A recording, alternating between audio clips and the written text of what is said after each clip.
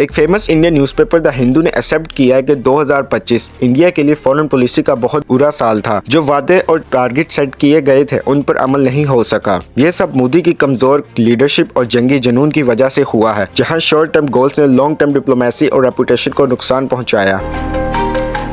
America के साथ India के रिलेशन 2025 में बहुत टफ रहे हैं। अमेरिका ने 25% टैरिफ लगाए, रशियन ऑयल पर एक्स्ट्रा सैंक्शन लगाए और H-1B वीजास का रूल टाइट कर दिए। इस साल को इस सदी का सबसे मुश्किल साल माना गया है यूएस इंडिया रिलेशन के लिए। साथ ही यूएस ने अपनी नेशनल सिक्योरिटी प्लान्स में इंडिया का रोल पहले से कम कर दिया, जिससे इंडिया की ग्लोबल इन्फ्लुएंस लिमिटेड देखी गई। 2025 में यूएस ने इंडिया पर कम भरोसा किया और इंडिया की पोजीशन बहुत वीक हो गई। द हिंदू न्यूज़पेपर ने पुलवामा अटैक को एक बड़ी सिक्योरिटी फेलियर करार दिया और कहा कि अटैक के बाद इंडिया के military operation international diplomatic support हासिल करने में नाकाम रही। रिपोर्ट ने यह भी पॉइंट आउट किया कि ऑपरेशन सिंदूर के दौरान एयरक्राफ्ट के नुकसान की वजह से इंडिया की रेपुटेशन को बहुत ज्यादा नुकसान पहुंचा, जबकि सऊदी अरेबिया और पाकिस्तान के दरमियान डिफेंस पैक्ट के ऐलान के बाद इंडिया को डिप्लोमेटिक मुश्किलात में मजीद इजाफा देखने को मिला। नरेंद्र मोदी ने जब भी खुद को बहुत ज्यादा पावरफुल और सख्त लीडर के तौर पर दिखाने की कोशिश की, अक्सर इसका नतीजा इंडिया के लिए नुकसान की सूरत में निकला। 2025 में फॉरेन पॉलिसी ज्यादातर ताकत दिखाने, सख्त बयानात और जंग वाली सोच के गिर्द घूमती रही, जबकि डिप्लोमेसी का असल काम भरोसा बनाना, दोस्तों को साथ लाना और मुस्तकबिल के फायदे सिक्योर करना है। ये सब पीछे रह गया। ऐसी सोच की वजह से सिर्फ हमसाये मुल्कों के साथ रिलेशन खराब नहीं हुए, बल्कि दुनिया के और भी मुल्क इंडिया को एक गुस्से और भरोसे के काबिल न रहने वाली कंट्री के तौर पर देखने लगे।